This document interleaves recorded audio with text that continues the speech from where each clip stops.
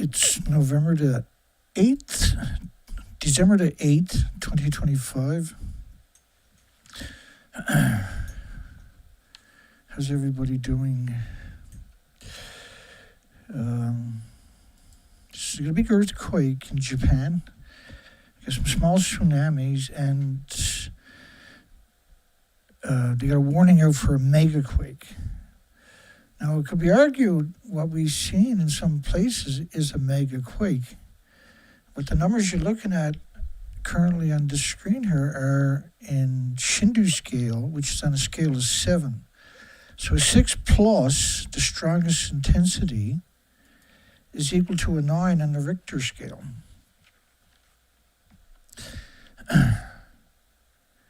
It's not finished down there at all. And then after we get through the earthquake, where we got mass species die-offs, we're going to cover. All the whales are showing up of different species severely emaciated. The food chain is broken. UN has broken the food chain by promoting nuclear power for this entire time. Should the International Atomic Energy Agency, United Nations, be charged with crimes against humanity for killing Earth with nuclear power? A lot of people don't understand how that works. Well, the plume covers the entire planet in 20 to 30 days, and there's nothing on the planet with an autoimmune trigger that can defend against it. The Philippines are being bullied into nuclear.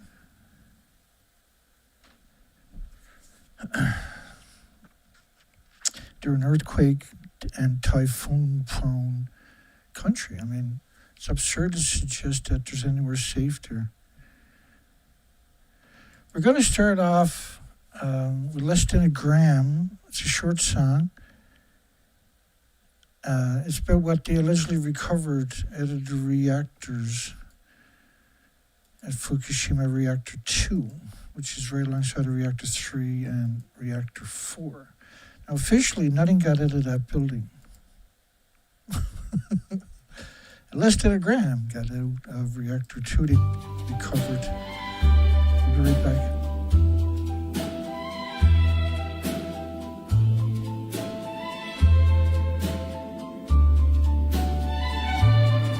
Right beside old Unit 3 sits a shell-marked waste you see.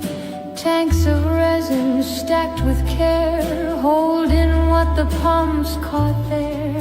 TEPCO field 2 plans to show.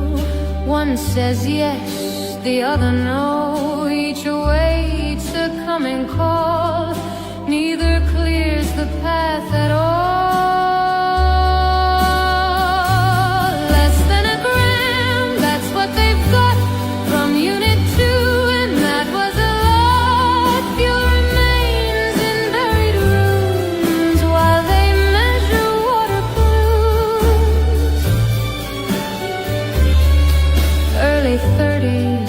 They say when the work might get underway, decommission down the line, mid-century's hopeful sign. 880 tons remain, none retrieved from 3's domain. They debate what space to claim, still the Buildington stays the same.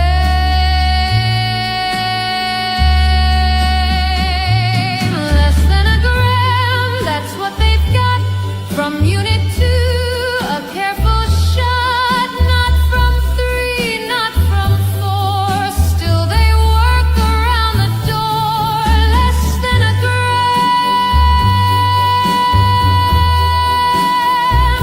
Still asking for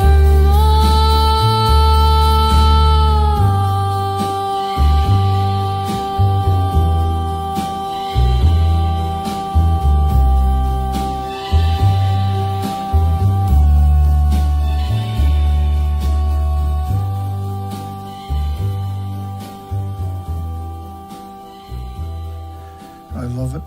That's fantastic. You'll find out at James Lucid on YouTube description. There's a link in the description below the video.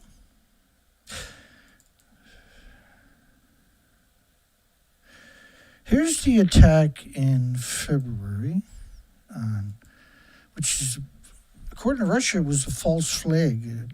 Zelensky attacked himself during a meeting, a globalist meeting in Europe at the same time, and then tried to blame it on Russia in order to get the EU countries to fund the NATO proxy war. This is the damage. You can see the explosion is punched out. It's punched out, not in. Just talk about that for a second. Now, that was the alternative story to start off with tonight. But just let me...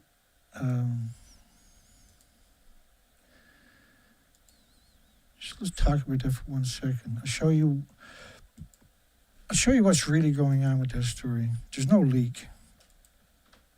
It's the outer containment wall. This was a staged event. Bear with me, I'm going to show you the evidence.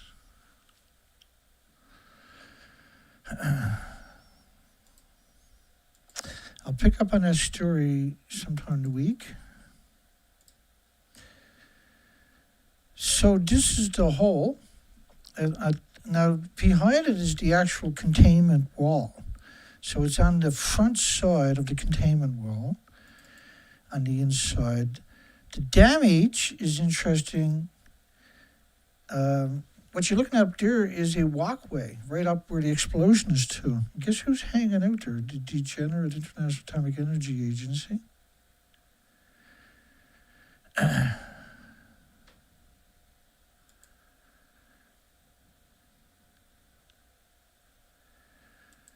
Just bear with me and I'll bring... Because we've already flushed this out when it happens.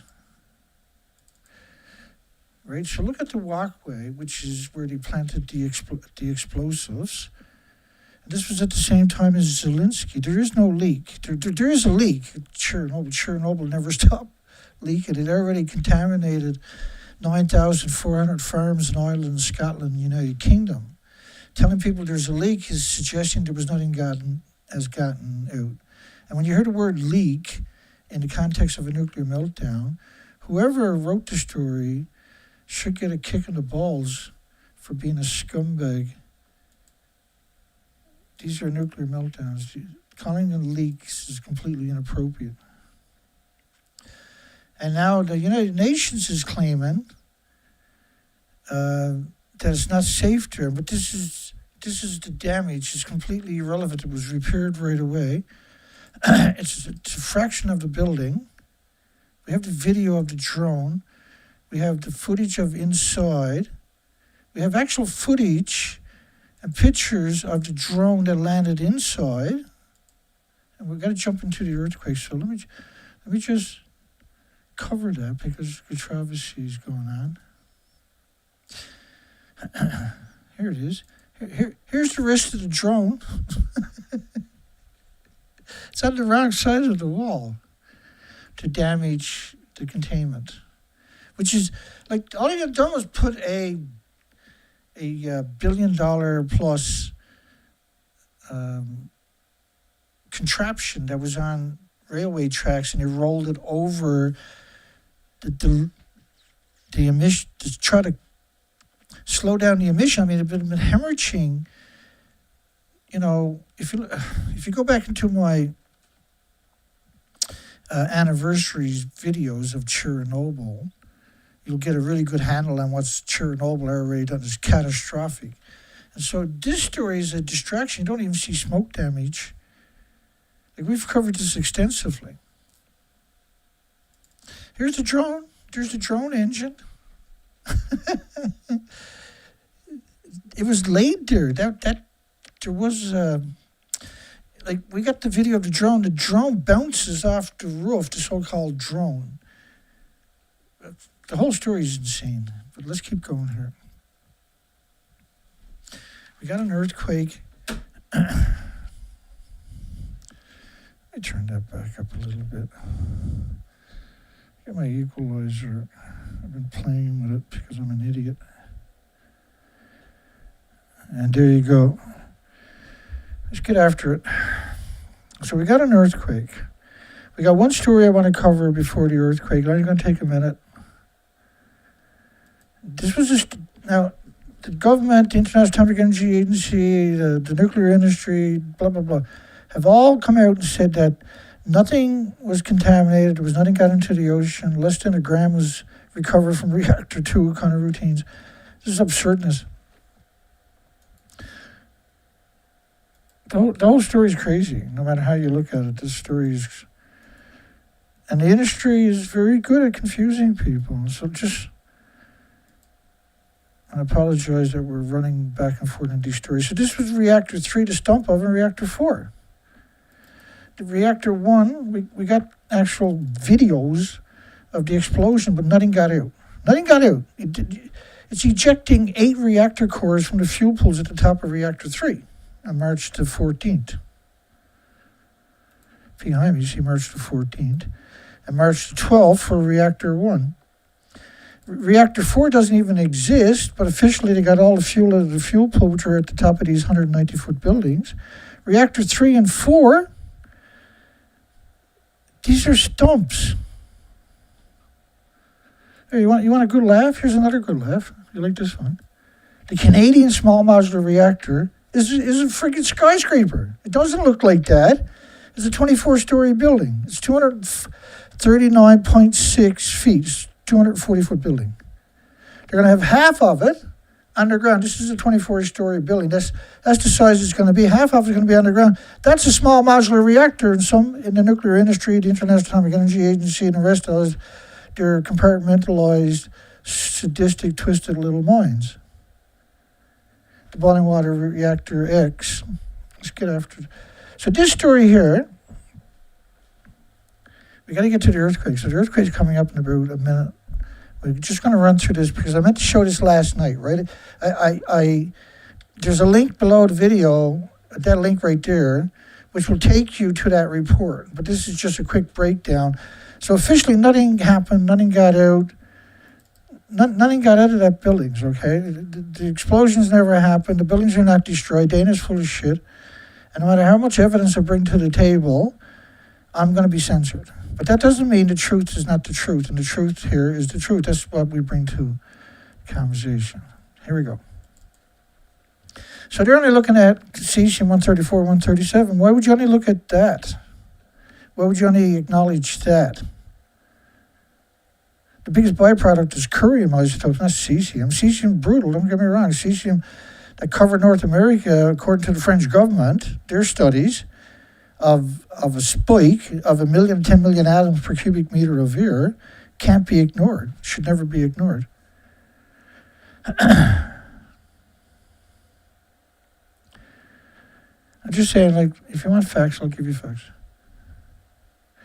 And this picture right here, remember that picture there? I said that guy died that day, within an hour.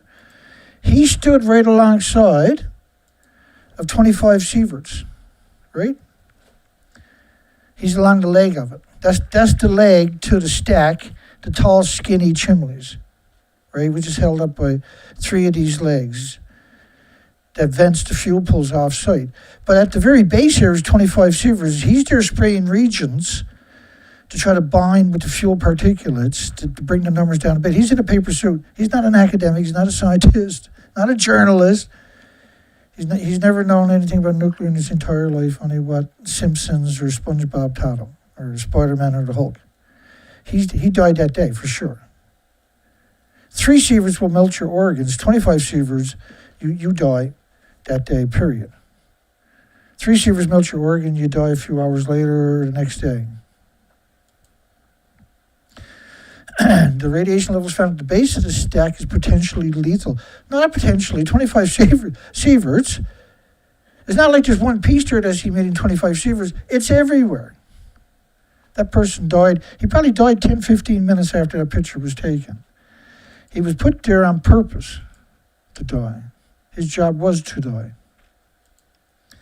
But you didn't know that. You wouldn't hear about that. You would see a picture. You would say, well, it can't be too bad. People are there in paper suits. 7.6, now this story I found 5 or 6 reports on it. None of them were major medias. No big surprise, you'll see why. But some interesting stuff. Some very, very, very, very worrisome. 7.6 magnitude. Then we're going to get into the species die-off. All of a sudden, I went from having a normal, calm night to earthquakes, tsunamis, cheering all out. Let me come backwards for 1 second. So that's the thumbnail picture tonight. That's from a few weeks ago. That's a bride's whale. And this is in the last month or so. We got 2. There's a lot more than this, but this is just 4 different whales in 4 different places, all of them severely and catastrophically emaciated. Like that gray whale went from 88,000 pounds to maybe 5,000. Okay, maybe 6,000 if you want to be... Let's say there's 10,000 pounds in that gray whale up there on the beach. That was alive when it came ashore, by the way. So was the bride's whale. That was alive. So were these humpback whales. The emaciation we're seeing here took a year or a year and a half or so. All their blubber is gone. All their meat and fat is gone. And if they died, they would have sank. So they made it up on the beach alive. That's the consensus of these stories, by the way. 88,000 pounds to maybe 5,000 pounds. Like no one would have, there's not an academic on the planet could have said a gray whale can deteriorate and emaciate to that weight, because we've never seen this in history. We've never imagined this. There's no horror movies out there that imagine anything like this. This is Fukushima radioactive fallout effect. All right, here we go. Earthquake.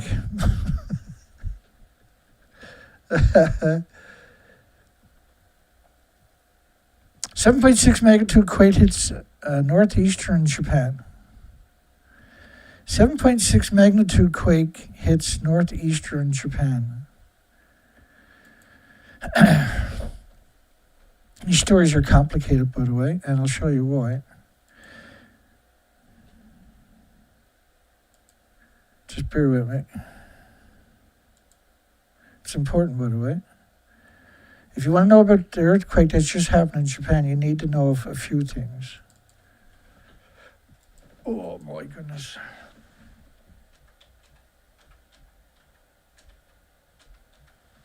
We got a snowstorm here. We got winds are approaching 90 kilometers an hour right now. It's been a hectic day. I might get out and plow the driveway and stuff after, because it's like minus 19 tonight. So if that stuff turns into ice, you'll never drive the plow through it, right?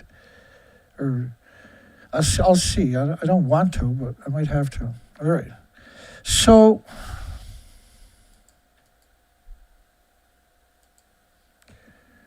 it never gets easy with this story. All right.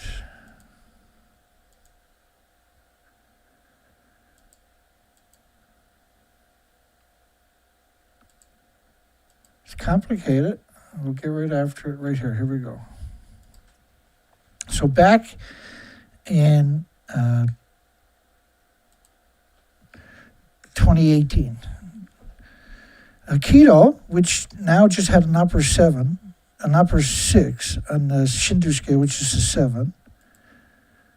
I'll explain this to you. There was 22,000 rescuers involved, and this was a magnitude 6.6 quake. But it was a 7 out of a 7 on the Shindu scale. Right, 7. It was a maximum intensity of 7 on the Shindu scale. So anybody reads that who don't understand these nuances will think that that's it. But the Shindu scale stops at 7. It's in increments of 0.5. So 1, 1.5, 2, 2.5, 3, all the way up to 7. So that works out to a 9.5 earthquake. If it's an upper magnitude of that, 6.7, and so what you do is you divide 7 into 10, and you got 1.428, and so then you multiply that by the Shindu scale to get the Richter scale. Now, I'll tell you why that's accurate. I'll do better than that. I'll show you why that is accurate. Because a 6.6 earthquake doesn't drop the payloads of all the mountains. And that's what the Hokkaido earthquake, that they hit away from everybody, which is not very far from a nuclear power plant. And then the fault line was actually on land, not very far from the Tsunami nuclear power plant, which should have been in that. Just bear with me. Oh, here it is. So the X, you see the X there? That's the ground zero for this nightmare, that X. And then if you look on that same peninsula, which is the Hokkaido Islands, the Tsunami nuclear power plant, you can see is, and I'll get it out of the way, I think the scale is behind me, 50, you can see a 50-mile scale. So you're talking about less than 100 kilometers or miles, where it dropped the payloads in all the mountains. I've never seen that before. We have never seen that before. Which means it's not a 6.6, 6.7 on the international scale, it's a 9.5. Right, so that's very important for the story we're going to talk about tonight, which is the current earthquake, a 7.6. Again, this is the magnitude scale. Now you're going to see them measuring an upper 6 in Japan's seismic a scale of 7. So an upper 6 is a 9.5. That's an upper 6. Right, divide the Shindu scale of 7 into the Richter scale of 10. And by the way, there's a big difference again, because the Richter scale is 1.1, 1.2, 1.3, 1.4, 1.5, all the way up, so it's on a scale of 100, whereas the Shindu scale is on a scale of 14. And their scale, look at the damage. Now, the current earthquake, an upper 6 in Japanese seismic intensity scale of 7, why don't they tell you their scale is 7? And why don't they tell you upper 6 is a 6.5 or better? Right, this is the current today's earthquake. Now, this was felt in Tokyo. It was a 6.4 in Tokyo. And Tokyo is a long way away. I dug up the maps and everything, right? So that's ground zero up there, basically for a upper 6. It was that city right there. That's the one we're talking about. But even Tokyo, which is long ways, is 240 kilometers south past Fukushima plants. Now, the Fukushima plants are very fragile. I'll be polite and call them fragile. I'm pretty sure you'll come up with a better word. But they're fragile. You feel me? They're fragile. Do you think, am I wrong? You'll give me that. Will you give me that? That is fragile? I think it's safe to call it fragile.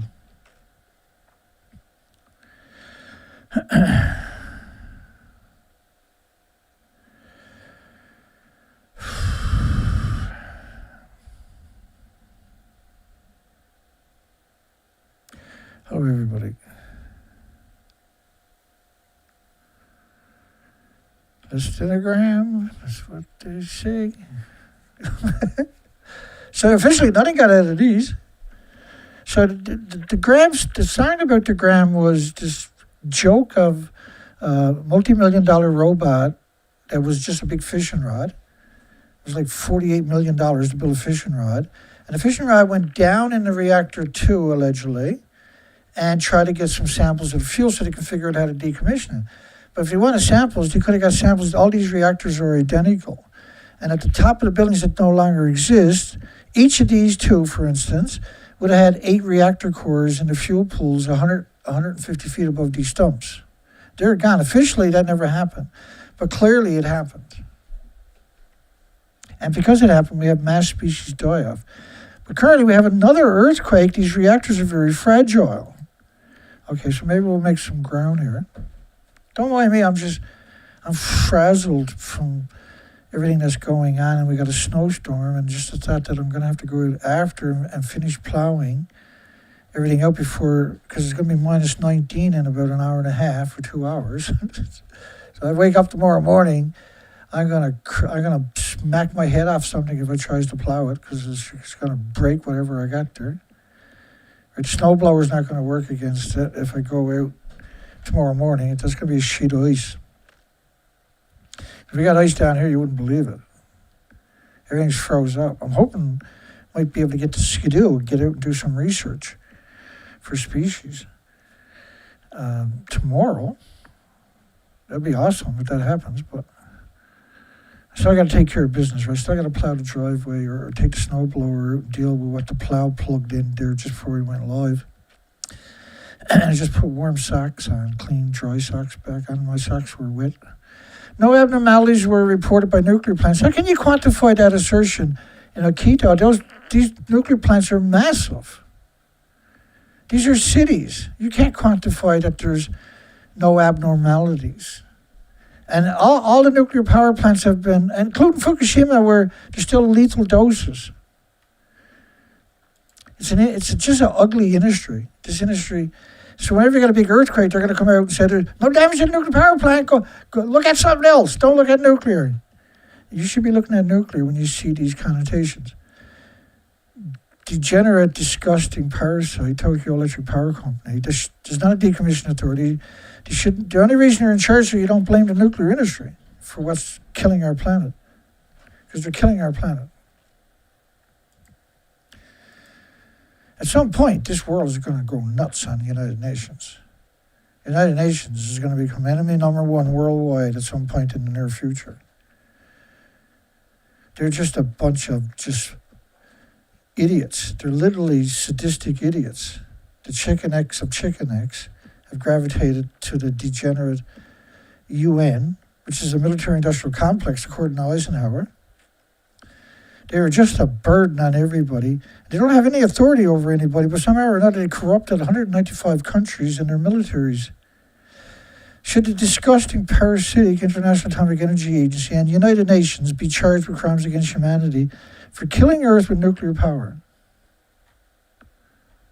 For killing Earth with nuclear power. Have a look at it. We got all the whales worldwide showing up severely emaciated. This is just unconscionable. We have broken the food chain, right? We've got the food chain broken. Let's keep rolling here.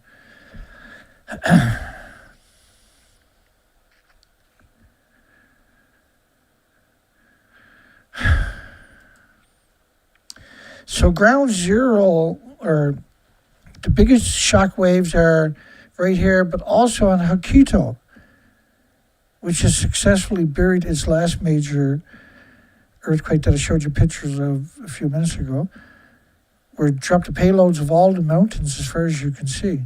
These are huge mountains. They don't look at it because you're in a high altitude, right? Looking down. These are huge mountains. Lost payloads on every sides of the mountains / landslides. Well, you can't really call it a landslide. You lost the payloads. You lost the integrity of the mountains. It's not like a landslide where you got a chunk came out of the mountain. You lost the entire three sides of the triangle mountain, so to speak, of all of them. I've never seen nothing like that. I don't have a reference to say, well, look, it happened here and it happened there. And he successfully hit that. And they're promoting nuclear power. And the wind blows straight to Canada, United States, and everybody else after. And suggesting there's no abnormalities, and on day one, when it takes multiple days to quantify that kind of assertion, is very suspect. And we have to be worried that a plume is on our way. So the discharge of nuclear contaminated wastewater, it's not wastewater, like saying nothing got out of these buildings, only tritium, saying nothing, they're calling whatever got out of these buildings wastewater. They're refusing to acknowledge this happened to the buildings since August 24, 2023, when United Nations South Korea, Taiwan, China, and Japan came out and decided to hoodwink the entire Asian population, which is 6 billion people. And says, and just scrubbed this from the lexicon, from the narrative. And she said, well, actually, it never happened. Nuclear is green and cheap and carbon free. And I can't tolerate it. I can't sit in silence. Why a bunch of chicken necks are going to screw everybody and all the species out of an existence. I'm just not going to sit in silence. The tsunamis, which have now been downgraded, but the problem is, it's a shallow earthquake. It's capable of causing a massive tsunami, clearly, and got these connotations to back that up. In the Iwate Prefecture coast. So what they mean by that is they're suggesting the tectonic plates were involved. That's how the tsunami gets into this narrative, right? Because the tectonic plates is what's going to create the tsunami. And they're on the tectonic plates. A lot of those reactors are built within 100 kilometers of tectonic plates. In the scope of the tectonic plates, they're on the tectonic plates, with a 3,000-year history of tsunamis. Don't worry, the story's crazy. The story gets crazy. Let's get after it.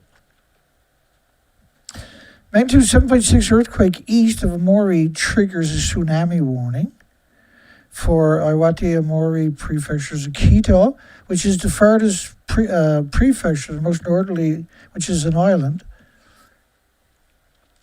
Government crisis response was activated. They're expecting somewhere in the next week. This is the areas where they're suggesting the tsunami. But they are showing Fukushima, but they're showing blue all the way down. Obviously, a tsunami. And ground zero, look where they got ground zero to. If you move it this way a little bit, you're on the tectonic plates. CDX. Let me just bring up the zoomy stuff.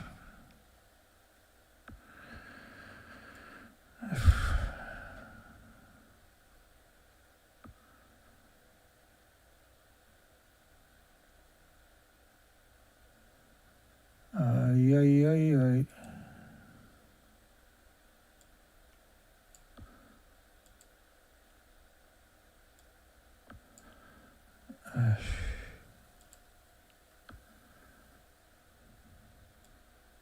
Okay, here we go. So the X up there, well, Fukushima's down here. The X is up right there. It's interesting they cut off the major damage to the tsunami just before Fukushima. Why would it stop right there? There's no land structure there to divert it. A magnitude 7.6 earthquake occurred around 11:15 the 8th today, and they're 12 hours ahead of us, right? So it's daylight there right now, just starting. In the ocean east, so we're not very far removed from this. The depth of the epicenter was approximately 50 kilometers. Well, Japan is metric. Accordingly, tsunami warnings were issued for the Pacific coastal areas of Iwate Aomori Prefecture and Hokkaido. Hokkaido is the most northerly island, which is, I showed you the earthquake they had in 2018 that they hit successfully. That was absurd. Tsunamis up to 3 meters in height are expected. 90+ thousand people had evacuated. Let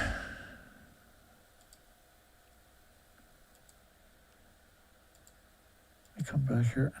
Seismic intensity of lower 6 was observed in Hochochi City, which is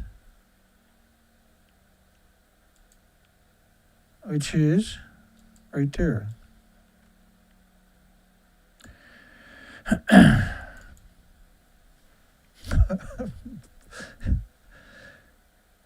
But also, remember the story we started off with?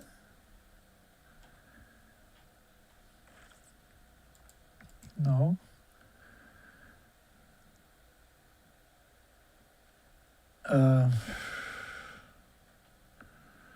I keep going here, right here.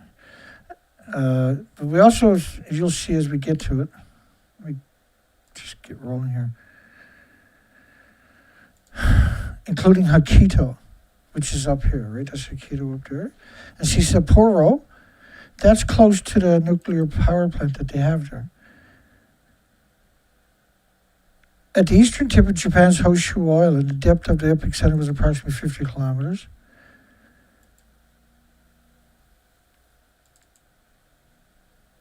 I've already done this. Let's get on to this. A seismic intensity of lower 6 was observed. It was observed. So, and I'll explain the definition of what these lower intensities. People cannot stand on fixed furniture, moves and collapse. Upper 5 windows and wall tires can be damaged. Just let me bring up the Geiger counter. Of this batshit crazy story. This is a crazy story. And the more I looked at it, I was like, oh crap, this is trouble. You got trouble. So lower 6, Japan's seismic intensity scale. So first off, take the Richter scale is 10. So divide that. Now this is not 100% accurate because the Richter scale is in increments of 1.1s, 1.2, 1.3, 1.4, all the way up, so it's 100 increments. Whereas Japanese is 1, 1.5, 2, 2.5, 3, 3.5, 4. But it's close enough, right, to tell the story. But there is a significant difference. So you take 10 divided by 7, which is the Shindu scale, and it's 1.42857. So 1.429, 1.43. So 1.43, multiply it by 6, by lower 6, so 6.4. 6.5 is lower, and 6.4, we'll go 6.4. By 6.4. Because remember, Japan's sneaky, same as Taiwan where they use that particular scale. That's a 9 earthquake. Now remember the Hokkaido earthquake that they successfully covered up in 2018. And the same thing for Shika. The Hokkaido earthquake dropped the payloads on every side of the mountains. It was an upper 9. It was like a 9.6 or something. And the evidence,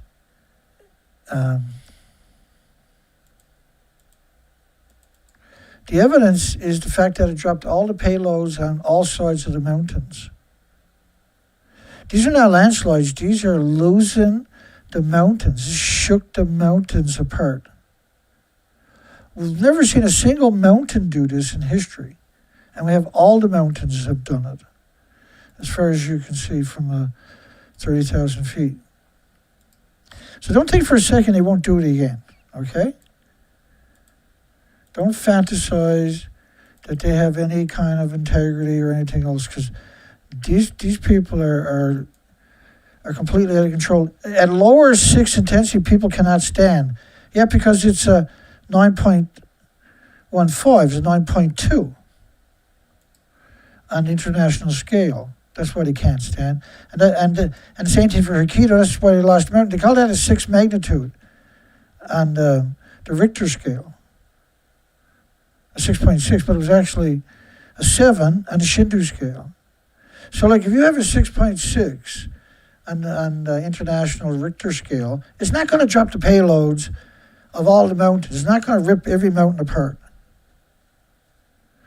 This is absurd, what we're looking at there. We're not talking all the mountains. All sides of it. Like, so when you're looking at the landslide, it's hard to appreciate how much is there. You're talking about a mountain. The whole mountain lost all sides of the mountains.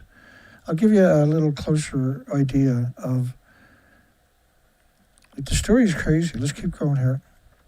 People can't stand at a lower 6, and most unfixed furniture moves and collapses.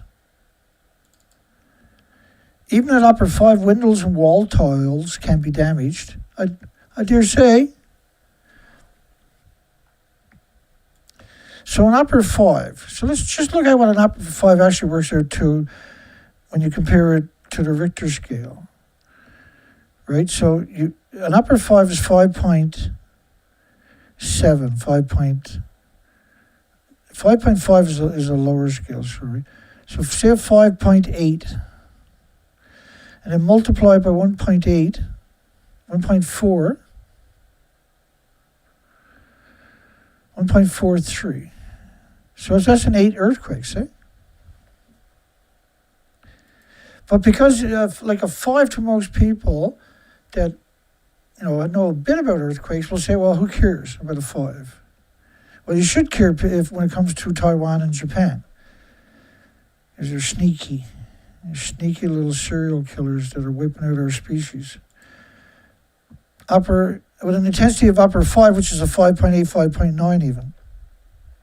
And areas in the capital region, including Tokyo, felt a shaking of a lower intensity, of an intensity of lower 4, which is a 6.4. Now you're a long way away. Where the hell am I? If you're a long way away, where am I? All right, it's normal around here.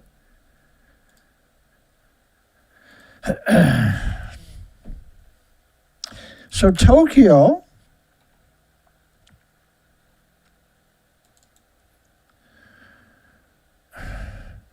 which is down in the blue, right? You can see the X up there. Now Hokkaido, look how bad Hokkaido looks. So, like, in order for them to have a tsunami, it has to be the tectonic plates have to let go and change, which is normal. It's brutal, but it's normal. That's how it works. And then when the tectonic plates go up for a couple of hundred miles, that displaces that water. And then the water's reaction is at high impact. Okay, let's keep going. So a magnitude 7.6, now they're back to magnitude. They're going from the Shindu scale to the magnitude, and it leaves the average person incapable of having a decent understanding of the enormity of what we're talking about. And so back to Japan announced a 7.6 magnitude earthquake, which is the Richter scale, on the 8th in the ocean east of Aomori Prefecture, at the eastern tip of Japan's Honshu Island, and the depth of the epicenter again was 50 kilometers. So there's 4 stories we're going to get through painstakingly because it's important. And again, we're seeing the same prefectures as we talked about earlier, and we're seeing the same connotations of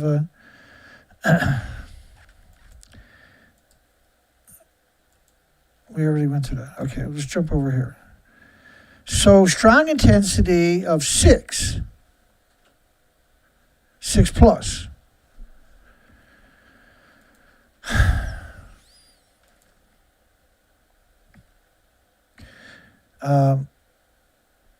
So you got the 5 pluses are a 9, right? Because it's an upper 5, and the 5 minus is a lower 5, which is still an 8 plus.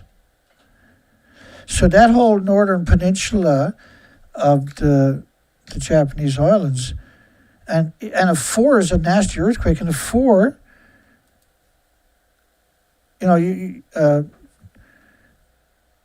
how far is it? I guess it's probably about 400 kilometers away to Tokyo, and that had an upper 4, and the upper 4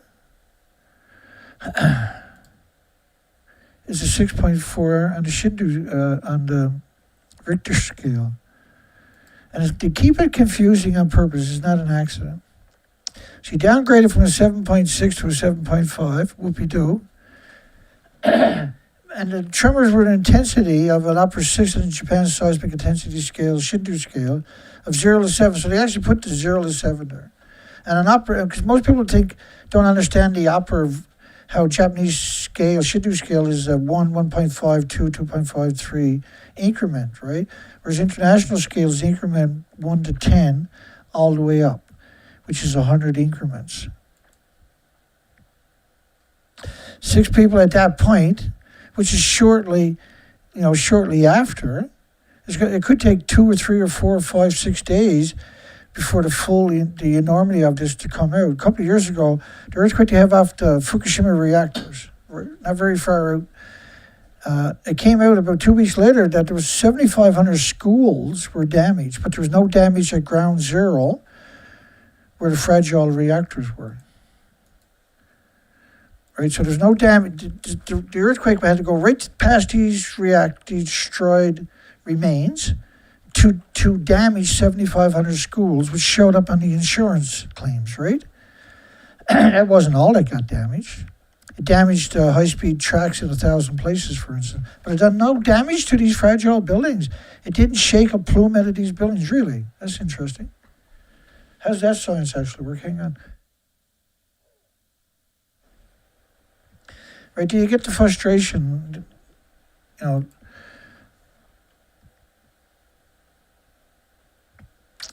keep going. In Iwate, a tsunami measures 70 centimeters observed in Hokkaido Islands, which is 4 or 5 million people there. A 50 centimeter tsunami was seen, and a 40 centimeter tsunami. Now, a 40-inch centimeter tsunami could rise up 20 feet in the right conditions. It's coming at you at 400 or 500 miles per hour. And so when it gets into shallow water, in the right conditions, that could rise up ferociously. It didn't, thank goodness. 90,000 people evacuated, which was appropriate. But there's a whole lot of strange stuff coming up in the next 2 stories. We're going to get to it right away.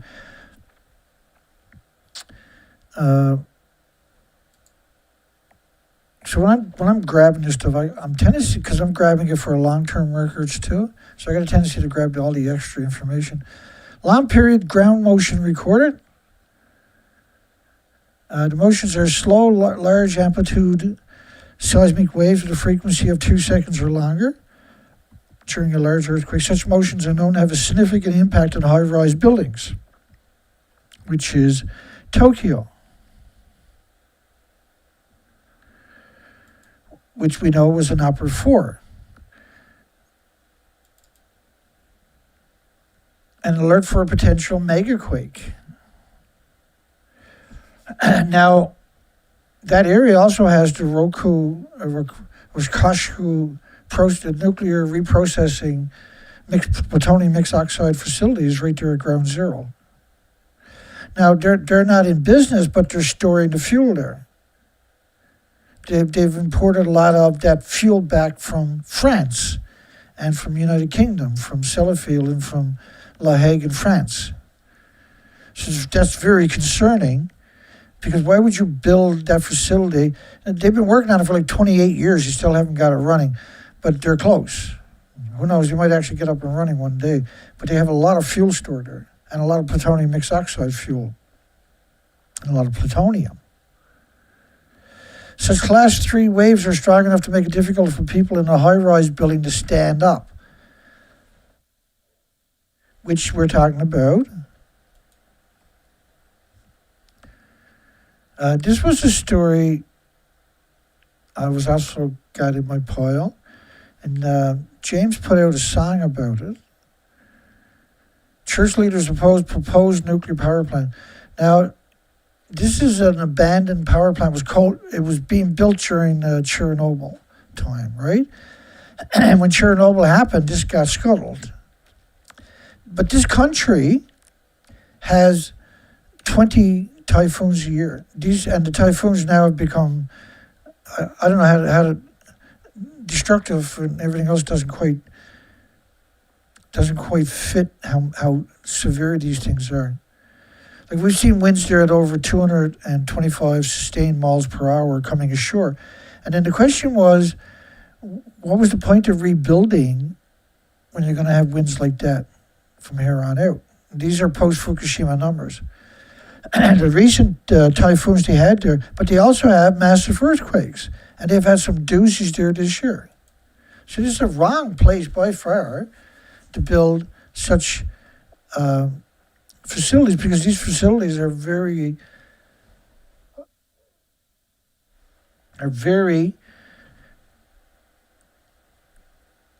a big issue if you have a problem there. And these are old buildings now. The cement, the steel is all fatigued just from age, not from neutron bombardment. They've never put fuel in it. And every year, this story crops up again.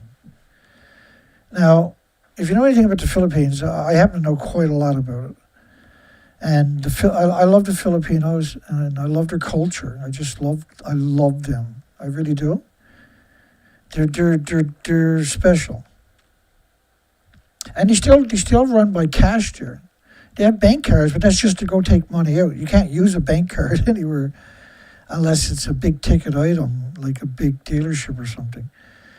But you can't go into a shop and use a bank card. Everything is cash. And so that's a good place, with all the digital IDs and everything else coming your way. That for a lot of people, if it wasn't for the typhoons, right, that would be an incredible place to avoid the police state that's being built in the white Anglo-Saxon countries like United Kingdom, Ireland, Scotland, Canada, United States, New Zealand, Australia. We're seeing so you have massive earthquakes and massive tsunamis there. And we're going to play the video at the end of tonight. And there might be two videos we play at the end of the show tonight. Then I got to go start plowing snow or take the snowblower. And I picked up gas today. Looks like we're going to have a long, rough winter. The religious leaders said they feel a solemn duty to offer moral guidance. And so look at these are very well-placed people speaking out. These are not your average pastor or ministers or something like that. These are very highly ranked people, very influential. Very, very, very influential people speaking out against the nuclear industry. And we've seen them kind of speaking up before. We haven't seen this kind take this stance now. Where apparently they must have found my stuff. Because there's no other way you're going to learn about Fukushima unless you find my stuff. There really isn't. I'm not bragging, that's a fact. And if you've been around at all for a little bit, for a few minutes, you know that. I'll show you stuff that you've never seen anywhere else, and you won't, because they're narrative. So look at these. These are at should-do scales. So that whole prefecture has multiple, not prefectures, those prefectures have multiple reactors. And they're very susceptible to typhoons also. So back to that original story. I didn't finish it. Alert for potential megaquake was issued. So this is where it gets really interesting. Officials at the Japan's, issued an alert for a potential megaquake. And a megaquake could trigger a tsunami. And it goes from Hokkaido to Chiba. Chiba is right 20 kilometers from Tokyo. There's 36 million people in metropolitan Tokyo. Chiba is not metropolitan Tokyo, even though it should be. It's only 20 kilometers away. Brutal radioactive fallout. So when they're talking about, what they're talking about is the tectonic plates. So there's some playing going on here with the releases. They want to avoid implications of another earthquake from the same place, so that they're playing this game. Officials are urging people to check evacuation routes, prepare emergency kits, secure home furniture, confirm backup food, water, portable toilets. We've never seen them do any of this before, folks. And people on the Pacific coast in those areas should remain on alert. Well, you should get out of Dodge if you can afford to. The next week, even though an evacuation recommendation will not be issued, not because then you're responsible for it, cowards. The alert is the first since this category of warning was started in 2022. We covered all of that when it originally has held a news conference over potential mega quake. So the Cabinet Office official, which are usually just chicken eggs,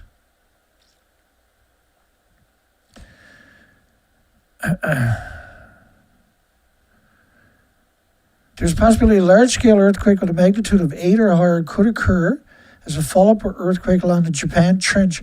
So, like we've been talking about this for quite a while, that they're going to have another major one there, right? And now that we're close to it, now that we're talking about it, now that we're seeing all the right signals, they're downplaying it.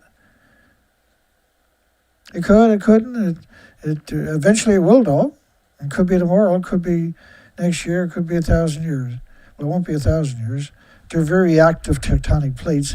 And we know the tectonic plates on the other side are active too. Just let me explain that to you real quick. It'll take me a second. It's worded. Hang with me.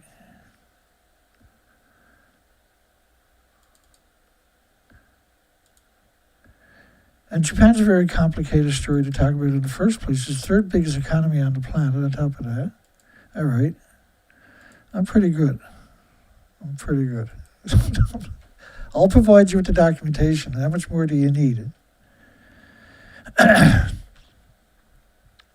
So you see the dotted line over there? That is the Eurasian plate and the North American plate, and that popped after 4,000 years on January 1st, 2024 in the Ishikawa Prefecture, the Noto Peninsula, which is, do you see the epicenter up there? That's the Noto Peninsula. And that's located in Ishikawa Prefecture. The next one is Niigata Prefecture. So you see these two nuclear power plants. Like the earthquake at the epicenter over there was a tsunami that was lifted the coastline on top of that, which protected the coastline from the tsunami for 85 miles. So the coastline rose up 13 feet, about a half a mile or a mile offshore. It dried out 6 harbors. Now that fault line, the Eurasian plate, the North American plate, which runs right across to Fukushima, basically. And then the Fukushima tectonic plates are right out there in front, right? So, I mean, at some point, Japan is going to split in half right here, right? But that joint was asleep for 3,500 to 4,000 years, and there was 1,500 landslides, 1,500 aftershocks. And like the damage was holy shit stuff. The coastline for 85 miles rose up 13 feet and about a half mile offshore. 6 harbors dried up because that tectonic plate over there after 4,000 years is now active. And leading up to that, for the 2 years before that, they went from 20 earthquakes a year to 22,000 small earthquakes. So they knew that tectonic plate was getting ready, but they covered up. They kept the people in the most dangerous places. They know where the Eurasian plate, the North American plate is to, and they refuse. Now, in Ishikawa or Niigata Prefecture, by that nuclear power plant, there was 6,700 homes and businesses severely damaged by liquefaction from the January 1st, 2024 earthquake. Let's keep going. That's on the opposite side. Let me come back here for 1 second. All right, you see where that, see that 4...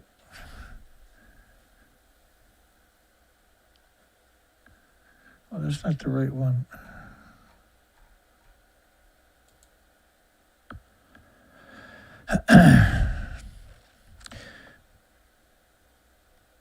So the opposite side is the Shika, or the Noto Peninsula, Ishikawa Prefecture, Niigata Prefecture, earthquake in January 20. And over here is the tectonic plates of Fukushima and all the way up to Hokkaido. Come back down here. So you got tectonic plates on both sides of that, of Japan. And this is where we're seeing all this action. These are serious earthquakes we're seeing. Right now, they're both located by the tectonic plates, so that's significant. Residents ordered to evacuate some municipalities of Quito, which is the most northerly island, and the Tohoku region issued evacuation orders. Yeah, well, that's because you had a 9.4 where people couldn't even stand up. And so it's prudent that, They knew it was coming. There was a lot of small earthquakes leading up to this, and they refused to evacuate people. The company said they are checking for any damage to railway tracks, that it remains unclear when service will resume. The East Japan Railway Company have big issues. They got to check every foot of those tracks now, right? Because this was a massive earthquake. And they got all the airports shut down. They got to check the airports, the runways for damage. So like all of these are telling you, this is more than what they're letting on. So something else going on. And now they're also suggesting there's a mega quake coming, which means we could see the tectonic plates drop again.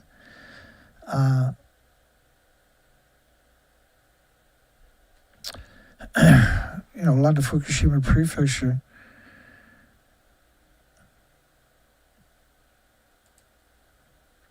So don't forget that this plant is rated ground zero on top of that.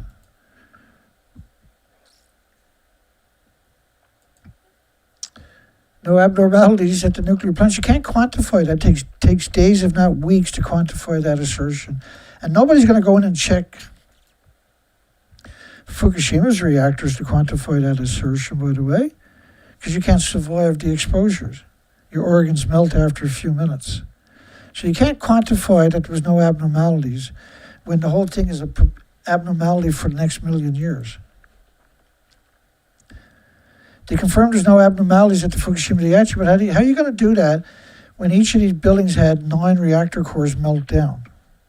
There's 36 reactor cores lost, and you know they're gone because the fuel pools were at the top of these stumps, which originally are 190-foot, 19-story, 65-meter buildings.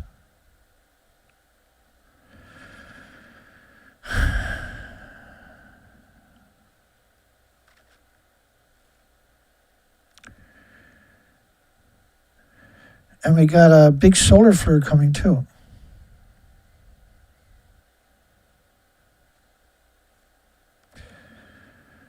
Let me try to keep this rolling. Man, I was roaring to get started tonight. There's so much going on. And we're in the middle of doing die-off videos, which are going to go up till probably Monday or Tuesday next week at the rate we're doing it. And it's confirmed that there was no abnormalities at Fukushima. You can't quantify that assertion. There's no human or robots that won't be destroyed in a few minutes in that environment. And the Daiichi nuclear plant, which is really interesting, which is the ugly twin of Fukushima Daiichi, 10 miles south, 10 kilometers south. Company is an exact identical site, right? The company said it halted the releases of the treated and diluted water. They're diluted. Like, the radiation covered the entire planet. This is Neptunium-239 decays to plutonium-239 after 2.5 days. This model is based on 20 days in TEPCO's numbers, which didn't include the inventories from these destroyed reactor buildings, which were 18 reactor cores. Because the reactor cores are stored at the top of the buildings because you don't have a repository anywhere on the planet, let alone Japan. It's very confusing to anybody who don't know. There's no way they're going to work out these minutiae, these details of details, right?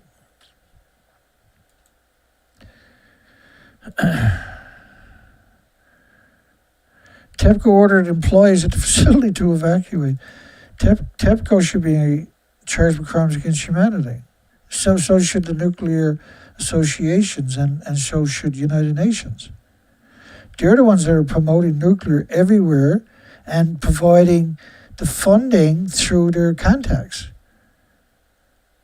All nuclear fuel pools are hemorrhaging radiation into your environment. You better get your act together on this planet. Reducing levels of tritium to below the World Health Organization's guidance for drinking water before it's released into the ocean. You covered the entire planet in plutonium, because that's what neptunium decays to. Over 25 days, everything is turned into plutonium. And plutonium killed all the animals with multiple tumors. And to suggest that nothing got out, only tritium, is absurd. Everything is tritiated. All your water on the entire planet is radioactive tritiated water, because you release so much radiation for 80 years, the nuclear testing, the nuclear dumping, all the nuclear bombs, all the emissions from 1,000 fuel pools that are splitting atoms directly into the environment. Because when you take the reactor core and put it in a fuel pool, it's still splitting atoms for millions of homes. There's just no containment anymore.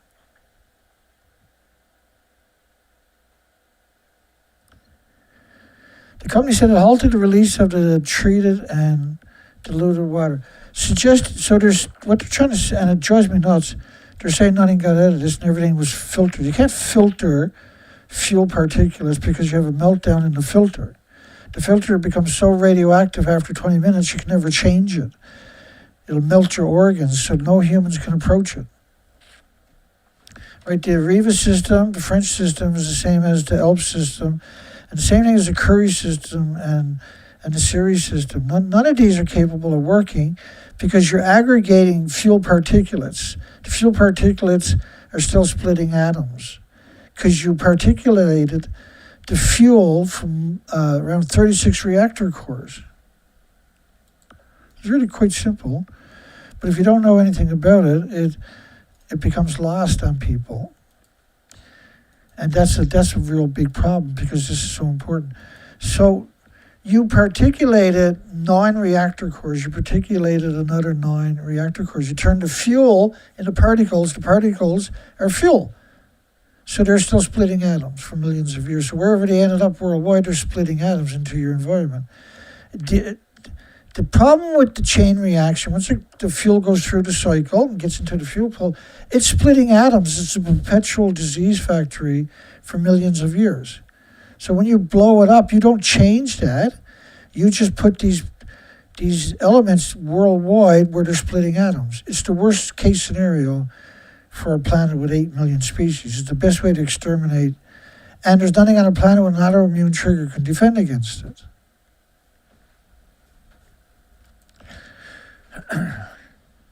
My apologies. We're not going to get to the die-offs, but it looks at this. It has confirmed that there are no abnormalities. How can you confirm that when the buildings are blown up? When you lost all the inventories? When you covered the planet in radioactive fallout? How does that work? Let's keep going. I got more stories.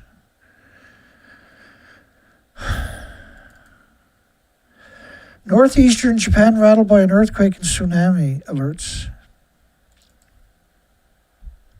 A 7.5 magnitude struck off the northeastern coast, prompting a tsunami warning and evacuation of approximately 90,000 residents. And epicenter is roughly 80 kilometers off the coastline and 50 kilometers deep. It's a very shallow earthquake, so it's a very nasty one. No major damage or casualties are reported, but you can't quantify that for 4, 5, 6, 7 days before those numbers actually get tallied up. You're talking about vast areas that that are destroyed. The earthquake epicenter was detected 80 kilometers and a depth of 54 kilometers. It's very, very, very unusual for Japan story to give you those connotations. It's usually one or the other, never both.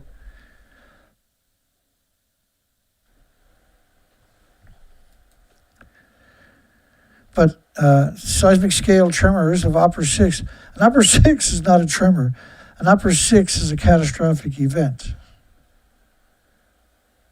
And just let me do what an upper 6 is.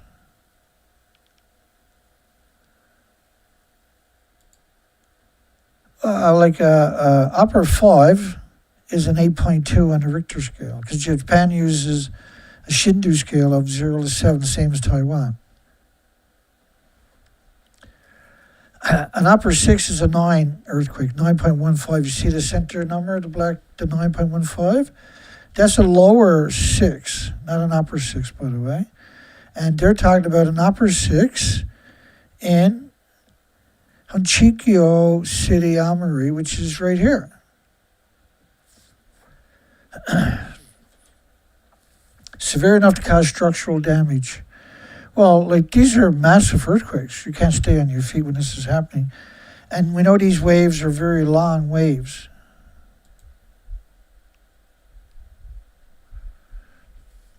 So you see Fukushima. Let me go back to that other. I want to show you something. Because we talked about the tectonic plates there a little while ago, right?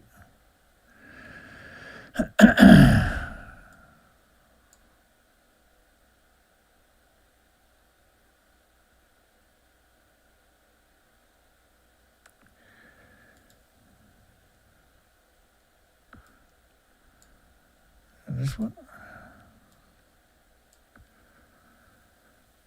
Hang on. Yeah, this one. I'll fix it, hang on. It's complicated. The equipment I got is not your average equipment, and sometimes it's torture. But it allows me to do a really good job. So let me bring that over by me so I don't have to go over by it. So Fukushima, the tectonic plates is about right here with my fingers to. It's less than 70 kilometers off the coastline. Niigata is the same thing. That area, right? The tectonic plates over there, right? And that one, it was dormant for 4,000 years. Now that's active. We know this one behind me right here is very active.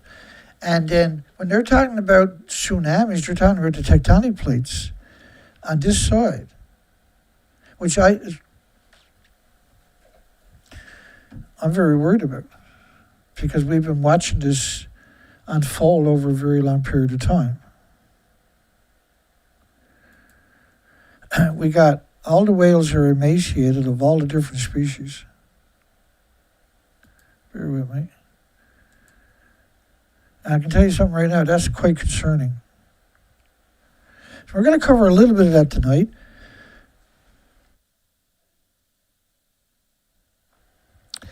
And that's all we got on the earthquake up to here, which is quite a lot because that's an hour and 12 minutes of talking about the earthquake for the most part. So that's hardcore.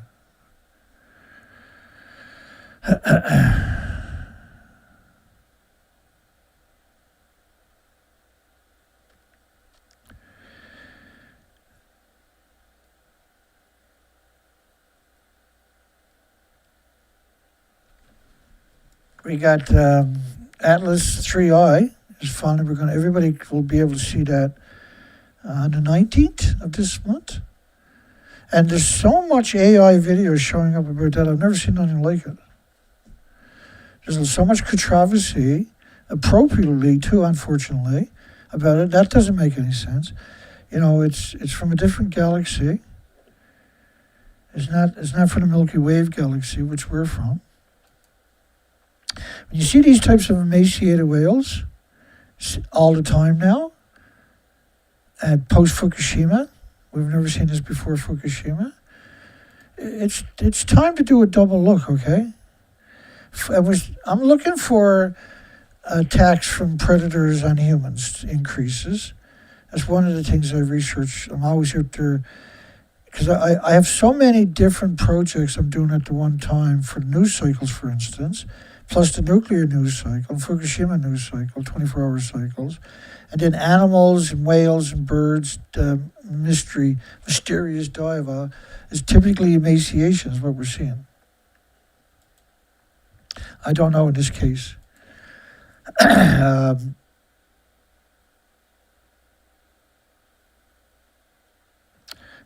a mountain lion encounter, so I've lived with mountain lions myself for many years. Like, I don't own them or something, but I lived in proximity to them for many, many years.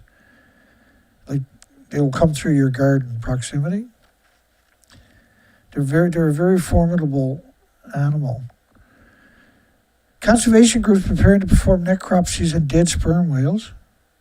Now, we covered that story. This was 3 sperm whales way up the St. Lawrence here in Canada, in a place where they shouldn't be in the first place, way off their migratory route, that are specialists in eating their deep water species and they eat squid. These animals, you can see the shoulders, you can see the peanut head, clear emaciations visible in all the whales. The whales were found stranded on Saturday. The other 2 died after that the next morning. So they all came ashore alive. And so we had to do a lot of search and actually get pictures. I had to go to their website to get the good pictures. But there's no doubt it's emaciation. Now, they don't know why the whales died. And they want to tow the whales, and I'll show you other pictures, maybe, where the whales are nice and dry. They could have done the necropsies, animal autopsies right there on the spot, but they didn't. And Tanya, of course, is a bootlicker for the government, but in a position that the media will put her up on a pedestal and she'll tell the lie. So one of the first steps is moving the bodies to a suitable place for necropsies. Well, like, first off, these are emaciated. If you try to move them, they're going to sink. They're not like a healthy whale. They got blubber and fat to keep it buoyant. They're actually emaciated. They won't be able to do the work on the beach where the whales died since it was a remote location. That's never stopped them before. They got helicopters. They got float planes. They cut a whale open. And that beach, same as any other beach, remote location is where they normally die. Right, so it's highly suspect. They didn't want to acknowledge it because it made it into the social media, right, lexicon, and they were trying to control the narratives. They want the First Nations to drag it to a beach and then bury it under sight. Problem is, when the animal is emaciated, it doesn't float. It came ashore alive because it doesn't float. Seeing them in shallower water in the Gulf of St. Lawrence was a bit unusual. No, it was never seen before. They're mostly found in the deeper part of the Gulf of St. Lawrence, at best, which is the channel that runs from the Cabot Straits between Newfoundland and Nova Scotia. You're talking about, you're not even in the St. Lawrence anymore. Right, so technically you can say, you're exiting the Gulf of St. Lawrence, but you are not in the Gulf of St. Lawrence. You're in Nova Scotia, in New Brunswick, or rather Nova Scotia. Some of the theories about why they're stranding on the beach could have magnetic abnormalities, underwater earthquakes. Really, I've never heard that one before. Sounds made by humans, as humans never been on the ocean before. Some of the theories on why they're stranded could be starvation. Well, I'm sorry, it is starvation. When you can see the shoulder blades, the peanut heads, when you can see the spinal column sticking up in the air, these are not things you should be able to see on a whale. They have too much blubber. They're very symmetrical. They're not like a bumpy road. That's connotations of emaciations. So, like, talking about magnetic abnormality, underwater earthquakes, the sound made by humans is a theory, is contempt. That's them showing absolute contempt for everybody. Because anybody who's following the die-offs knows the whales are sperm whales, the beak whales, the right whales, fin whales, the humpback whales, the gray whales, the killer whales. They're always emaciated. That's the one thing they got in common. They're always emaciated. And Fukushima is very high on the why they're emaciated. You broke the food chain. You had 36 reactors melt down, and then so they decided they'll just pretend it never happened. Oh, it never happened. We're the United Nations, we're the IAEA, so whatever we say goes.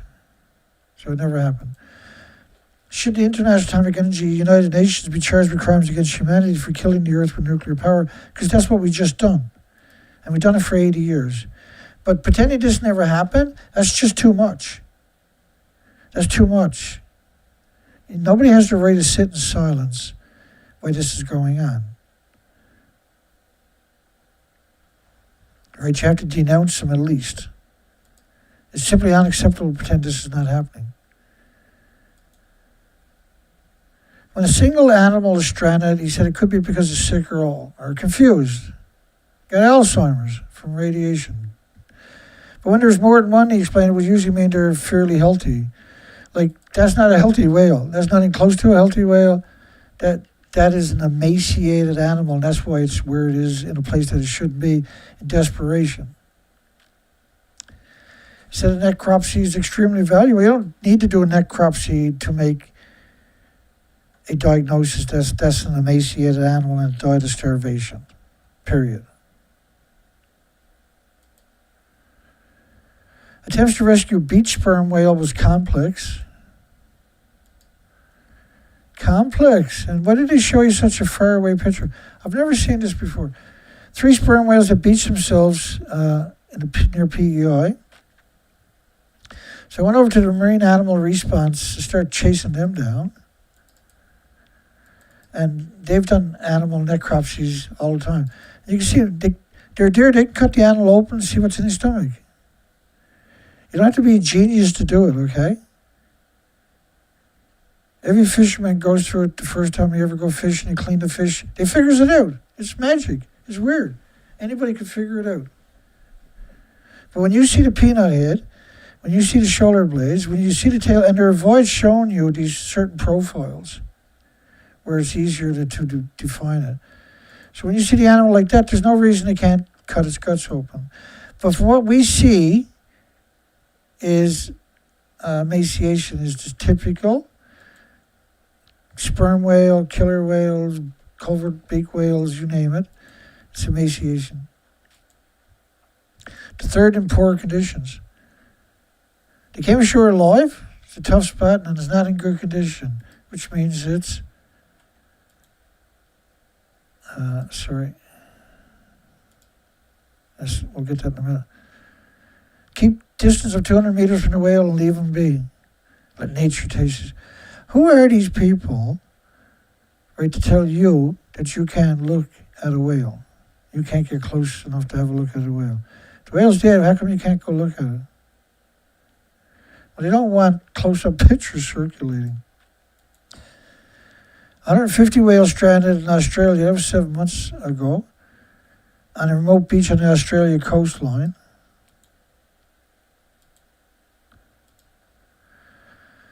Believed to be false killer whale, part of a dolphin family, which originally there was 136 still alive. That's not a very healthy tail. And you're not going to get super high quality pictures a lot of times. And so if you can see one emaciated animal, it's pretty safe to assume the other ones are emaciated. Now the pilot whales, the false killer whales, in 2014, 2015, 2016, they always done necropsies on them. And then they were showing up in mass post-Fukushima. And I've done it before during the nuclear testing errors and stuff like that, post-nuclear industry, not post-nuclear industry, but after nuclear industry started poisoning the biosphere and the oceans. We've started to see these connotations, right? But we have the headlines, we have the documentations. I've been finding similar groups in North America, for instance, and Australia, and they always done necropsies on these animals. Always. And in 2013, 2014, 2015, 2016, and a little bit of 2017. And they were always empty stomachs. And so then they started saying, oh, well, you know, the public relation firms got involved, and it comes after 470 pilot whales were stranded. No, this is what we've been following this and covering this phenomenon post-Fukushima. This was a starvation event. They couldn't find food. They got to the end of the migratory run. There's still no food, and so they can't stay at the surface. They run up on the beaches, and we've seen this with all species, not just pilot whales, all whales. Marine mammals are dying in record numbers along the California coast. Massive changes in the Pacific food availability. That's a very weird way to frame that. Massive changes. So like the combination raises a question about whether some ocean environments are becoming uninhabitable. That's such a crazy way to frame that narrative. Oh, yes, ocean environments are becoming uninhabitable. There's no food out there for them to eat. The food chain is broken. Emaciated sea lion lays on its side. The only sign of life was the deep press of flippers against his belly, relaxing for a few seconds and squeezing again. Classic sign of lepto. No, it's a classic sign of emaciation. Right? Desperate to blame it on magnetic of all things, blame it on noises from ship, blame it on everything but realistic It's pretty despicable. We see this symmetrically throughout the government organizations. It's true that these diseases exist, but the consensus for at least the last 10 years of the last 15 years, we're under close to 15 years, is not the diseases, because your immune system is compromised by radiation. So what the immune system does in response to radiation in the seals and sea lions and mammals and animals and humans and everything else is the exact same. You get radiation in your body, anthropogenic man-made isotopes in your body. It sequesters in your muscles, your organs, and your bones. Your body attacks it with white blood cells relentlessly every second because it's in your body. It's pulsing energy at the speed of light every second in every direction. So you're wrecking chromosomes and DNA and cells and molecules, and your body tries to repair that damage every second. It can't keep up with it. At the same time, it attacks the source, which is pulsing energy, which is the isotope, and with white blood cells, which displaces red blood cells, which carries oxygen nutrition. It attacks the source with white blood cells for the rest of your life, or bird or mammal or animal or whatever. And so now you can't uptake nutrition because you're producing so many white blood cells, you don't have oxygen or nutrition, red blood cells carrying it throughout your body as much as you have the white blood cells. So your immune system is compromised, you're more susceptible to pathogens and viruses and diseases and illnesses that were normally harmless and innocuous and benign before your immune system was compromised. This is true for every species, including humans. This is the Fukushima effect. Hundreds more probably washed away before anyone spotted them or died at sea. Well, you find maybe 10%. That's the consensus. But the problem is when they're emaciated, they sink when they die. So the species that they do find have beached themselves, they were alive. They didn't wash up emaciated. They washed up alive and emaciated because if they die, when they're that severe, they have no blubber or fat to make them buoyant. They'll sink. Devastating death tolls for the seals, sea lions, dolphins, otters, whales, all species. So it's true the algae blooms have been prolific because you kill the bases of the food chain, the bases of the oxygen chain, the bases of the carbon sequestering chain. And that's a perfect environment for algae and domoic acid to be prolific. But whales that breed oxygen, right? They're familiar with this. This is a natural phenomenon, but we're seeing like off California where every year it doesn't seem to go away. We've never seen that before. Well, it's because there's a hypoxia throughout the ocean now due to the fact that we kill the bases of the food chain, the oxygen chain, the carbon sequestering chain, the phytoplankton, the zooplankton. The massive changes in food availability, now we're seeing those connotations again, across the Pacific, which is the biggest ocean on the planet. It produces the most oxygen. And there are growing casualties from ship strikes. There's maybe 90 ship strikes a year worldwide, which is a massive increase, absolutely. But it doesn't account for 14,000 dead, emaciated gray whales, and that the fact that the 13,000 left are emaciated last year on a migratory trip to Baja, California, and are still emaciated, severely emaciated. Now they're heading north, they're showing up emaciated and dead everywhere. It's the same thing with the humpback whales. These are unusual mortality events. On top of the unusual mortality event for the humpback whales, there was an additional 7,000 whales that have died, and is assumed that they died of starvation, emaciation. They couldn't find their food sources. Emaciated sea lion. And a new heat blob. A new heat blob. Just give me a second, because every time I see that, I get cranky. I'm going to do it again, the same thing I done last night. Because that's my response to that kind of stuff. Hang on, I'll be right with you. Let me get through it. I smurfed up today. Hang on.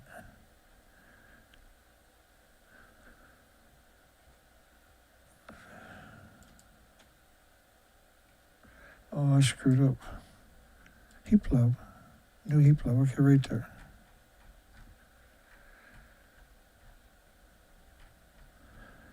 Sometimes it's like that. I still like it's 11:30 at night. I still got to go out and plow the driveway because it's minus 19. If that turns into ice, the plow will never work on it if I wait till the morning. I'm not sure if I'm going to use the snow blower or the plow. I might just go and try to plow it out because I got a shelter, right?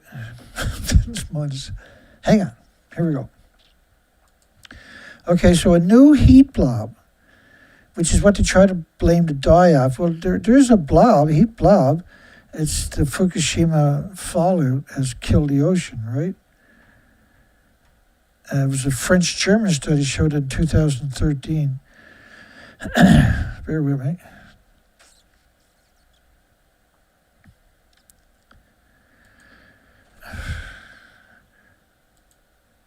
The whole story is just nuts.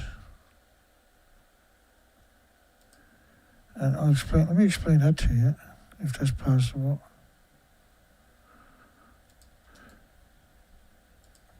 Okay, so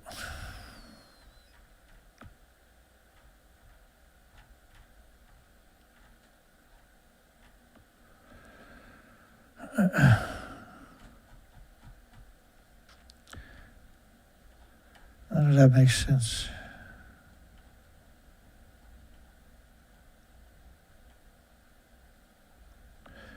Oh, it's way down here. That's why it didn't work. I get rid of this also. This is crazy, eh? All right, here we go. So new heat blob.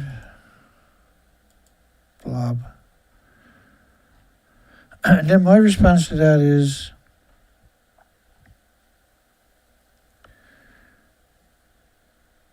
I'm going to play a video.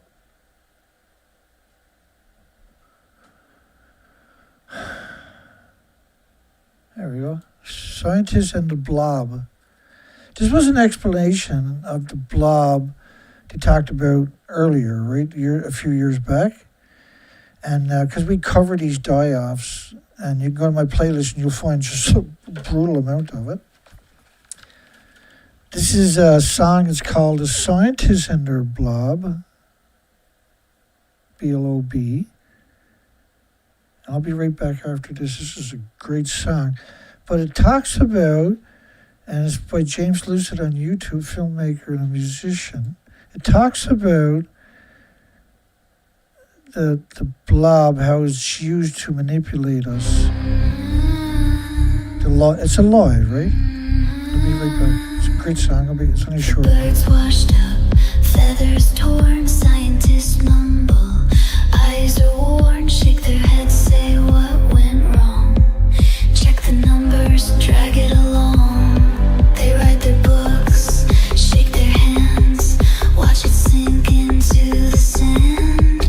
Call it heat, call it tide, call it anything but the crime. The blob don't burn, the blob don't kill, but the core still burn and the waste still spills. The blob don't kill, the blob don't burn, but the fuel still melts and the tides still turn. The blob don't burn, the blob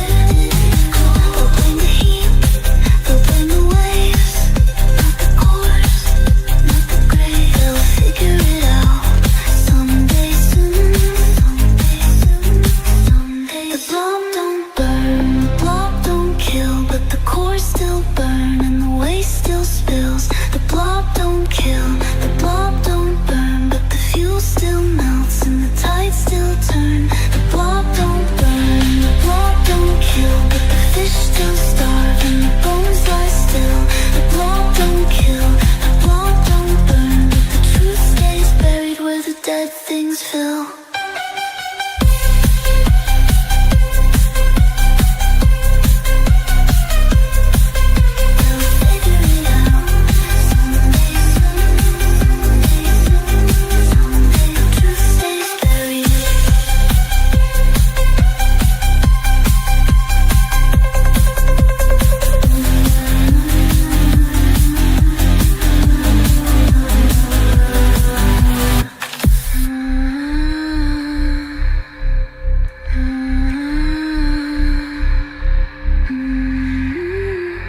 I'll explain what he's talking about. It was in response to the blob. He was trying to find a way to tell that story. And there's a lot to the story, right? So we had done research expeditions. I had done it for 6 years. And I had done it from Vancouver, British Columbia to Alaska. For 6 years, 4 to 5 months, there's 27,000 islands. And after Fukushima, the species to your left are exterminated. Now, they try to blame it on the blob. It was a poor, they were throwing all kinds of stuff at the wall, hoping it would stick. Cesium remained dispersed throughout the water column from the surface to the ocean floor. So the species to your left are gone. These are my research expeditions to the right. Your species are exterminated. We went back for 5 more years. The species to your left never recovered. They didn't come back. That's an extinction event. And we're seeing the same thing though, because these are the nurseries. This is the Pacific coastline on North America. I'm an ex-commercial diver. When I was a young man, I was a commercial diver. I do 6 hours a day on the ocean floor as a commercial diver. And I anchored in all these harbors when I was young. So I went back to do the research expeditions post-Fukushima because the species to your left were there in 2011. But then they disappeared in increments over a couple of years. So I went back for 5 more years to see if the species to the left, if we could find an oasis or any kind of recovery sign. It got worse each year. So now there's no maybes about that this is an extinction event. And so the blob is the radiation itself. That's what the blob is. It contaminated the entire Pacific Ocean. And we have a lot of studies quantifying that. And we have pictures of the buildings that are completely destroyed, but yet International Atomic Energy Agencies are saying that nothing got out of the buildings. And because they're in a position of power, with 195 militaries at their disposal, and they have captured your governments. So this is the study from a German institution of just a fraction of the inventories that were lost. Like it's quite a fantastical story because it just doesn't seem believable. Here's some of the media saying that they're at the top of a building that doesn't even exist. She's saying, and this picture will get better in a second. She's saying she's at the top of the building to your left. Hang on. So it's a batshit story. The Fukushima Daiichi nuclear power plant that was severely crippled during the earthquake and tsunami of 2011. Let me do that again. We are here inside Reactor 4 at the Fukushima This is a crazy story to say you're on top of a building that don't exist. The reason they're doing that is because they killed the planet, and it started in the Pacific. But it instantly went worldwide. Like, it's hard to wrap your mind around how twisted and sadistic and evil this industry actually is. But the United Nations is leading the charge on evil. They're completely out of control. And they're going to take us out and all the species if we don't stand up to them. Like sitting inside,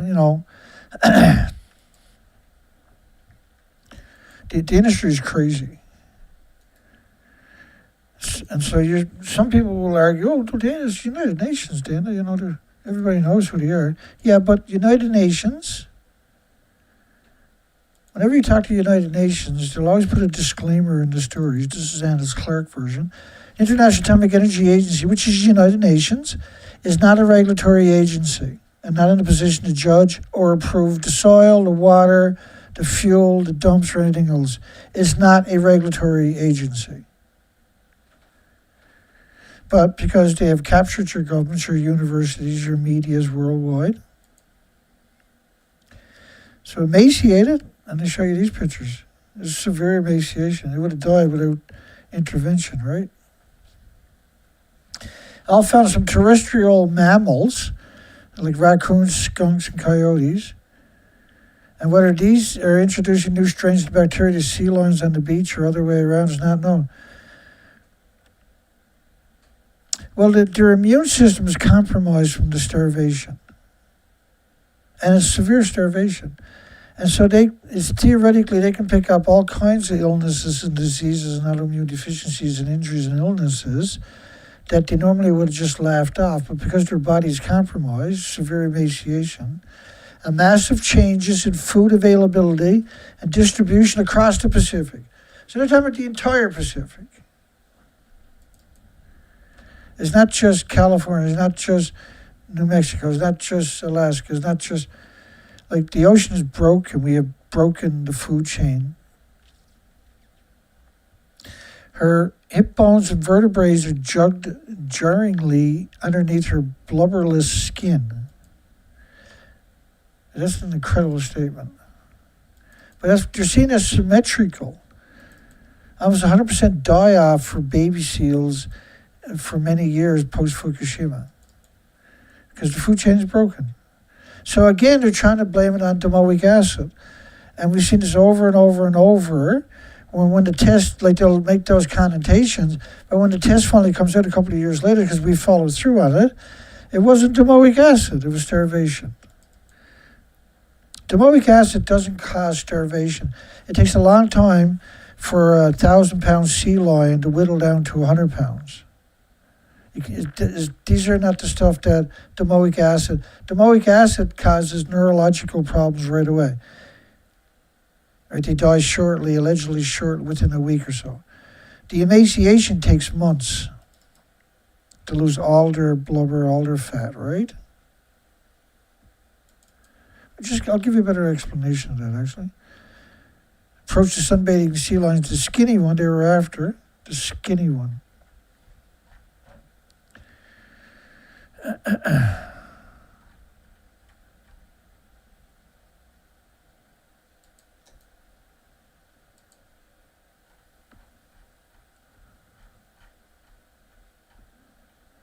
Like when you're talking about skinny man, look at this.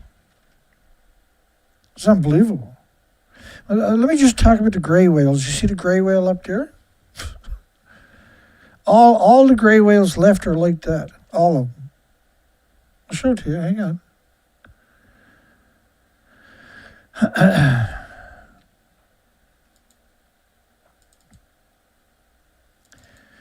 So midnight, I got to go out there and start plowing the driveway and clean this up, because we're worried that it'll turn the ice on me. Where am I to? Gray whales. So this is a story from this year I'm going to give you.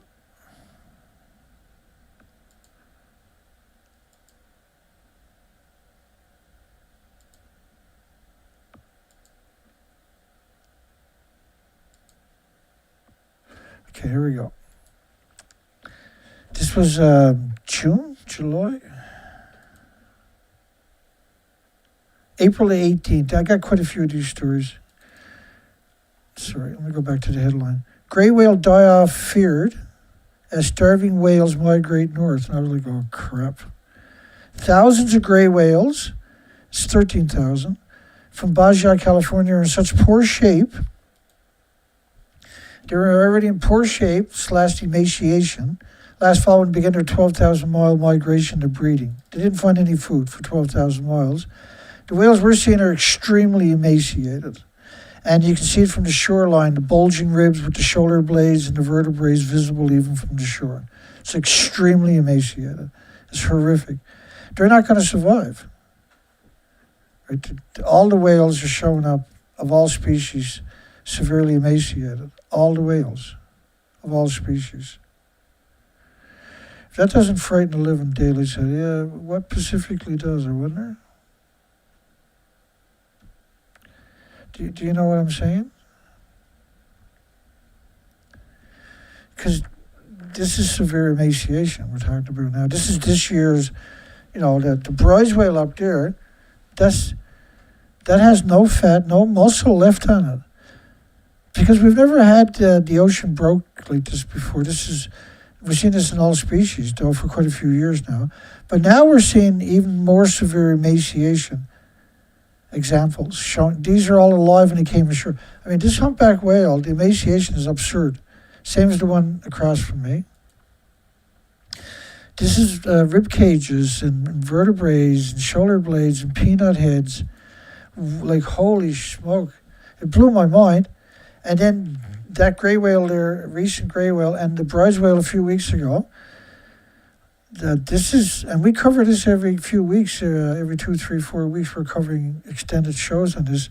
In fact, the pod we have right now, the last show was big show was a month ago. You'll see it in the playlist. There was another show a week ago, 7 days ago or something, 6 days ago. These numbers,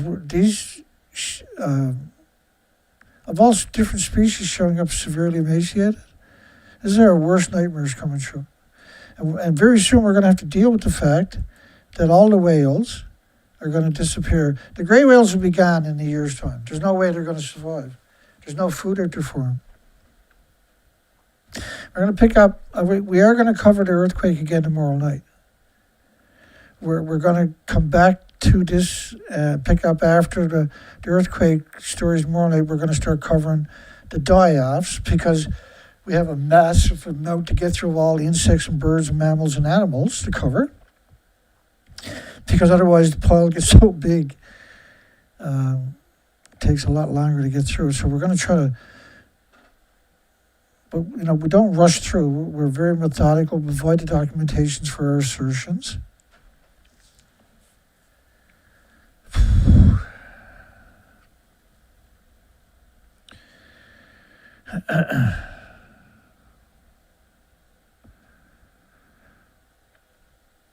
James has put out 4 hours north of Manila. Manila is once again posturing to finish a scuttled nuclear power plant they have there, the Bhutan or something. And a bunch of the religious icons in that country have spoken out strongly, and they have a lot of followers and a lot of influence. And James was trying to bring some attention to that. And by the way, James donated 400 today, which is a big deal, a huge deal. And we send out our hugs for him and respect. And we're going to cover his recent video, 4 Hours North. And we cover his music exclusive anyway because it's written in response to the nuclear industry. It's a perfect complement to what we're doing. And this one here, your Department of Energy, is a fantastic. But this one, it gives you a good insight into Manila. Like the quality is just amazing. He's just trying to bring attention in his own way. And music is the best weapon on the planet. And exceptional work. We'll see everybody on the next show.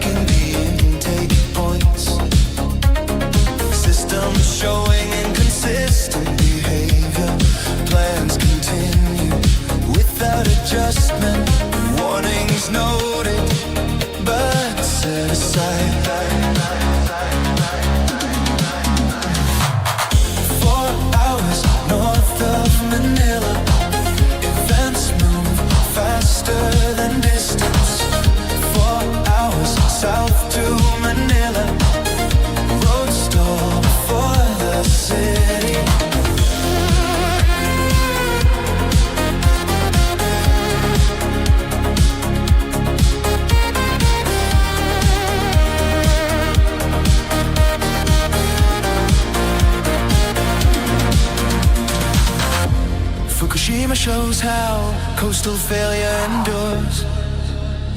Time no longer matching the threat.